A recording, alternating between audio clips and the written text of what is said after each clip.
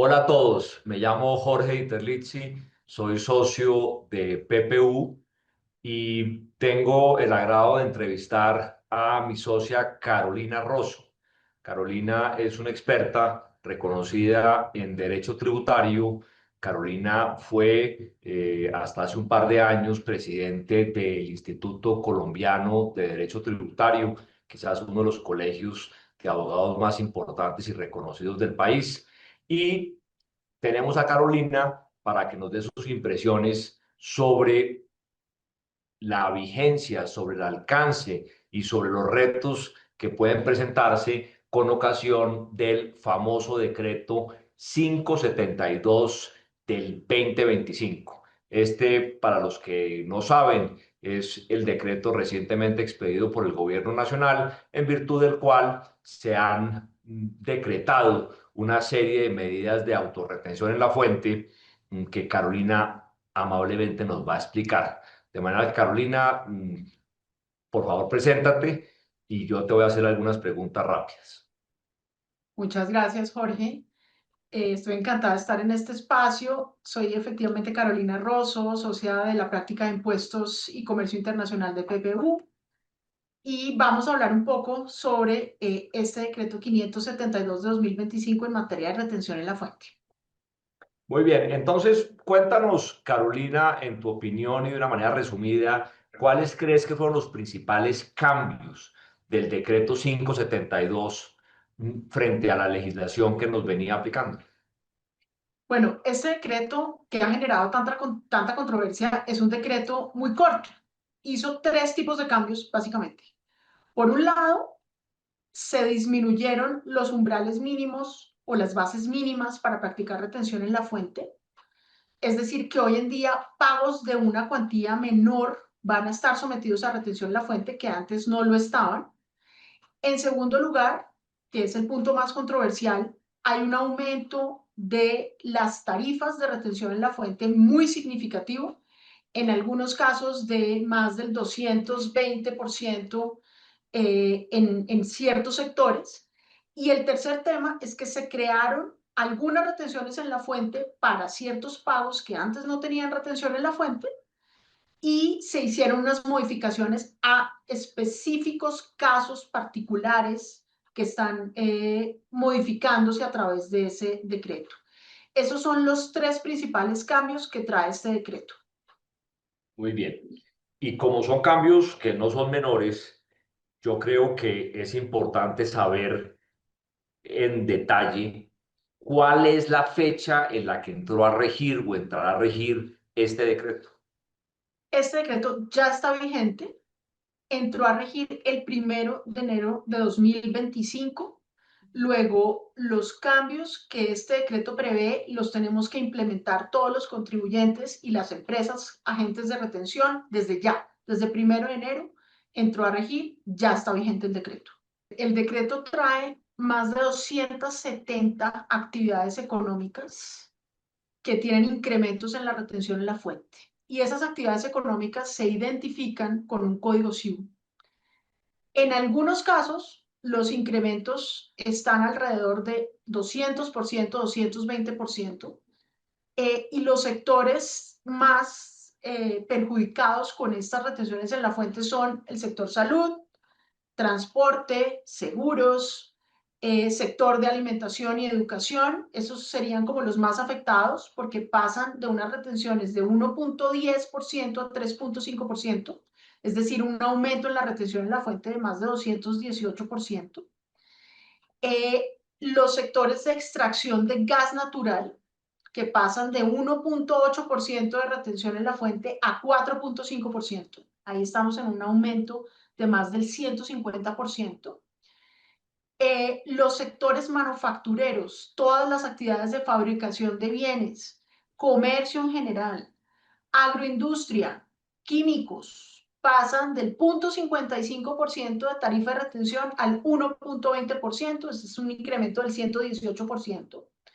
Minería, energía, tratamiento de agua, extracción de carbón, carbonulla, pasan del 2.20% de tarifa de retención en la fuente a 4.5%. Este es un incremento de 105%, es decir, Esto tiene un impacto muy grande en estos sectores. Como decíamos, hay más de 270 actividades, pero digamos, si uno quiere sectorizar, estos que acabo de mencionar son como los sectores más impactados porque la retención les creció exponencialmente. Se duplicó en muchos casos la retención en la fuente, lo cual termina afectando la caja de los contribuyentes. Entonces, si yo te preguntara sobre una estimación de lo que el gobierno planeaba recibir por retención en la fuente, digamos, en el segundo semestre del 2025 versus lo que va a recibir en el segundo semestre del 2025 con ocasión de estos incrementos en las tarifas, ¿tú estimas que estamos hablando de qué valor de mayor tributación que va a recibir el gobierno? Pues lo que sabemos es que como están creciendo el doble, sería más o menos el doble de lo que tenía estimado, o sea que estamos hablando más o menos de 20 billones de pesos solamente en aumento de retenciones en la fuente. Entonces, el impacto económico va a ser, por un lado, ese aumento en las retenciones en la fuente, pero obviamente en ese mismo valor va a crecer el posible pasivo que tenga la DIAN con los contribuyentes, porque muchos de los contribuyentes van a quedar con saldos a favor, porque el aumento de la retención en la fuente no les va a hacer o no va a ser equiparable al impuesto que tendrían que pagar. En Correcto. consecuencia, aquí vamos a tener un aumento de los saldos a favor que debería ser de una naturaleza muy significativa y nos vamos a enfrentar a casos en los cuales la retención en la fuente va a superar el impuesto que tiene que pagar el contribuyente. Entonces, Perfecto. ahí esa medida también va a traer ese efecto, ¿no? Muy bien. Y es que de pronto no todos los que te van a oír van a saber la diferencia que hay entre, digamos, el impuesto a la renta y la retención en la fuente por concepto de impuesto a la renta. Me corriges si yo también estoy equivocado, pero en mis palabras, cuando me aplican esta retención, no es que yo esté pagando un impuesto de manera directa, sino que en realidad estoy anticipando el pago de un impuesto futuro que en la medida en que me tocara pagarlo, pues quiere decir que ya pagué una porción o toda. El problema es que si no me tocaba pagarlo o tengo saldos a favor, entonces tengo que solicitar la devolución, ¿correcto? Correcto, así es. La retención en la fuente es un mecanismo que la ley define como un mecanismo para recaudar anticipadamente un impuesto porque el impuesto de renta, por ejemplo, del año 2025, lo va a recibir la Administración Tributaria en el año 2026. Entonces, lo que se pretendía era que sirviera como un mecanismo para recaudar anticipadamente una parte del impuesto en el mismo año grabable en el que se realiza, es decir, en el año grabable 2025 y no tener que esperar hasta el momento en el que el contribuyente hace o presenta la declaración tributaria. Pero entonces, lo que ocurre es que si ese anticipo o ese recaudo anticipado supera lo esperado del impuesto o lo efectivamente pagado a título de impuesto, pues vamos a tener, como tú bien dices, un saldo a favor. Ok. Y esto al final va a obligar a la administración tributaria a que devuelva ese saldo a favor y a que el contribuyente inicie un proceso para pedir el saldo a favor correspondiente a la retención en la fuente. Ese es un proceso que muchas veces es engorroso, no es fácil, es un proceso que muchas veces es excesivamente formalista, que hay que cumplir con una serie de requisitos, de pasos, de plazos. Entonces, en ese sentido, sí se espera que haya un aumento también en las solicitudes de devolución de esos saldos a favor que se pueden generar como Y consecuencia en, de este y decreto. en tu experiencia, ese trámite de solicitud de devolución no tarda menos de cuánto. No tarda menos de 6 meses, en el mejor de los casos, y últimamente, unos años para acá, ya estamos hablando de 8 meses, un año. Ok. Y de todas maneras, si yo fuera beneficiario de esa solicitud de reembolso, me imagino que yo no puedo presentarla hasta que yo no tenga, digamos, como mínimo estados financieros dictaminados del 2025 en el 2026. Es decir, que por los tiempos de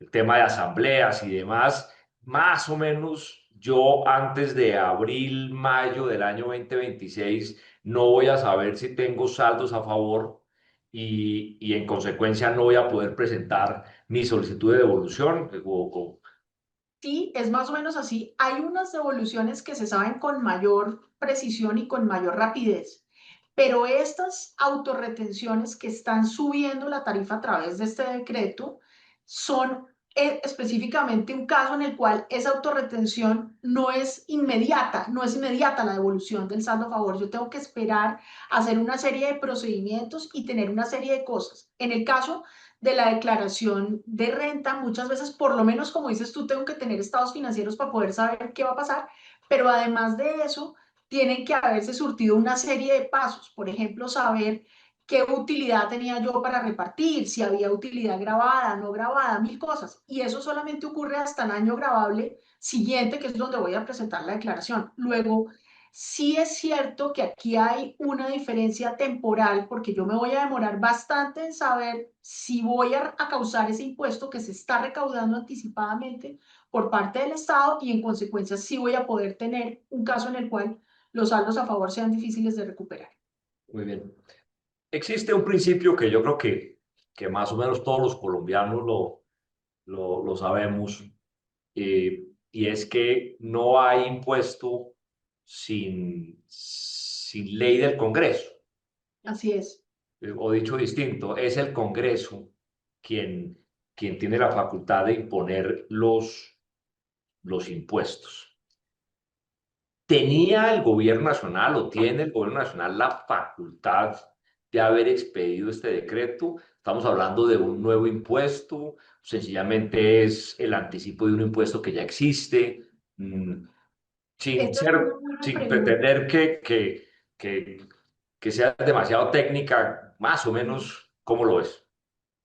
Pues esa es una muy buena pregunta y esa va a ser una dificultad frente a las demandas que se están presentando y es que efectivamente la ley sí le daba o le da al presidente y al gobierno la facultad de aumentar las tarifas de retención en la fuente con unos topes. Entonces, aquí sí hay una facultad establecida al gobierno para aumentar las tarifas de retención.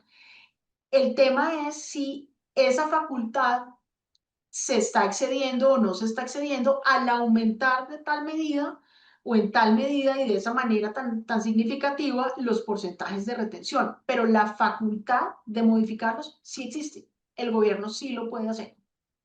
Pero déjame te hago una pregunta muy casuística. Si yo tenía un patrimonio o unos ingresos mm, que aún no me obligaban a declarar renta, pues en Sí, teoría yo no soy un sujeto pasivo del impuesto a la renta, es decir, yo no presento declaración de renta.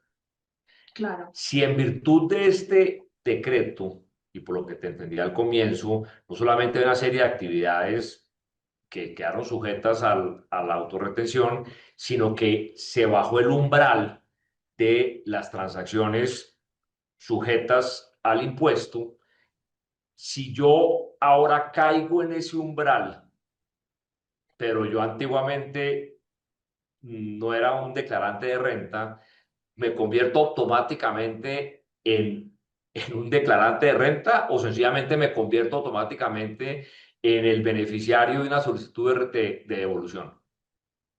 Esa es buenísima pregunta porque lo que pasa es que en esos casos en los cuales las bases mínimas se aumentaron, yo puedo tener casos en los que la retención en la fuente excede mi impuesto o es mi impuesto definitivo y entonces no me vuelvo declarante, pero por la vía de la retención pagué un impuesto más grande del que me correspondía. Si no hubiera sido por esa retención en la fuente, no tendría la obligación de declarar, no quedaría como contribuyente, pero por la modificación de la base, ahí sí termino yo pagando un impuesto mayor.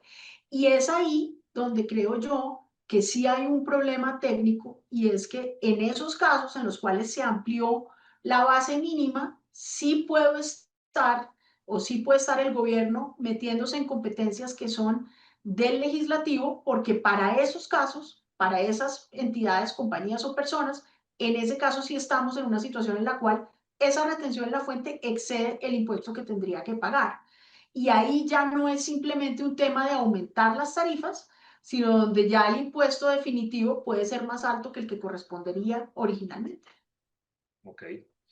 Entonces, digamos que hay razonables argumentos, mm, quizás no perfectos, para que se presenten, como en efecto se han presentado, una serie de demandas en contra del decreto. ¿Esas demandas son de qué tipo? ¿Son demandas de nulidad? ¿Son demandas ante quién? Son demandas de nulidad simple ante el Consejo de Estado, donde lo que están pidiendo los demandantes es que se anule el decreto y que se haga una suspensión provisional del decreto mientras el caso se decide, mientras se toma una decisión.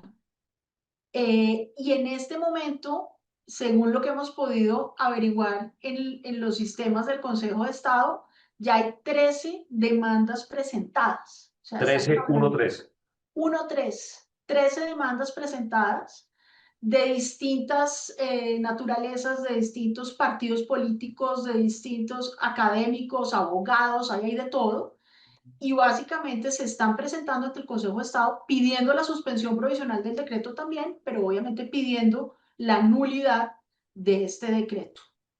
Y en tu experiencia, las probabilidades de que se decrete la suspensión provisional son, como diría don Alberto Casas, ninguna. Está Sí. muy difícil, Jorge. La verdad es que sí, porque la suspensión provisional procede cuando yo contrasto casi que en un cuadro, en una tabla, la ley y el decreto. Y si veo que hay una violación de bulto exagerada, evidente, tengo que decretar la suspensión provisional. Y realmente si uno compara la ley dice, facúltese al gobierno nacional para fijar las tarifas hasta ciertos montos. Entonces, cuando uno hace esa comparación, no necesariamente eso nos lleva a que se tenga que caer el decreto. Hay que hacer un análisis más profundo para ver en qué casos sí se está afectando el impuesto de las personas. Entonces, no es tan fácil que el Consejo de Estado decida que tiene que suspender provisionalmente ese decreto. Ok. Y si eso no ocurre, la demanda tiene su curso normal.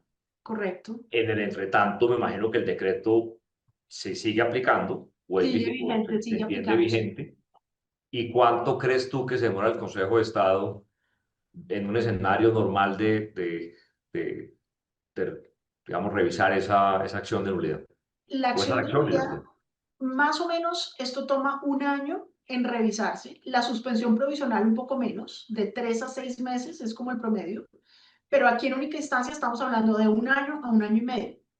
Entonces sí sería crucial que se produjera una decisión sobre la suspensión provisional porque el proceso sí puede tomar un tiempo. Claro. Y otra pregunta, de lo poco que entiendo de impuestos, es que un impuesto a veces tiene efectos sobre otros impuestos. ¿Qué tipo de impacto, de implicaciones o de consecuencia tiene este impuesto mm, con tributos como el IVA o como el ICA? Ah, Este decreto es un decreto que en principio es solamente un decreto de impuestos sobre la renta. Entonces no debería afectar otros impuestos. Sin embargo, tenemos unas normas territoriales, por ejemplo, en materia de impuesto de industria y comercio, de ICA, en las cuales muchos acuerdos municipales lo que dicen es que la tarifa se remite a la norma de impuesto de renta. Entonces, en la medida en que crecen las tarifas de impuesto de renta, va a haber muchos casos en los cuales los impuestos municipales de industria y comercio también van a crecer y también hay unas referencias en la ley a tarifas de retención del IVA que están atadas a la tarifa de retención de renta. Es decir, esto tiene unas implicaciones más allá de las que se pueda ver preliminarmente, y es que sí podría impactar tanto ICA como IVA. pero digamos que esa sería una buena noticia para algunos municipios. Sería Es una buena decir, que noticia. quizás van a recaudar más vía sus impuestos locales por cuenta de este decreto. Total. Algunos municipios que tienen tarifas de retención en la fuente de industria y comercio, que están atadas a las tarifas de retención en la fuente de renta, van a recaudar más mientras el decreto esté vigente porque la tienen atadas a estas tarifas de renta. Bueno, pues muy interesante. Y yo creo que esas son las preguntas mm, que me imagino que mucha gente quiere, se está haciendo y que quisiera oír la respuesta de alguien experto. Mm, de manera que, bueno, de pronto en unos meses sabremos si la suspensión provisional fue o no aceptada y si no, tocará esperar a una sentencia definitiva. Y una última pregunta por curiosidad. Esas demandas, te entendí, todas son ante el Consejo de Estado. Todas son ante el Consejo de Estado. Hay otra que parece que se presentó ante la Corte Constitucional, incluyendo argumentos constitucionales, pero esa todavía no está disponible para su revisión, pero sí parece que hay otra más. Y el Consejo de Estado las acumula y cuando dicte sentencia, ¿las resuelve todas o lo hace demanda por demanda? Debería acumular. La práctica común es que acumule y haga una sola decisión para todas las demandas Y es únicas. de esperarse que los argumentos se repitan también, Yo ¿cierto? también creo que los argumentos se van a repetir, sin duda. Así es.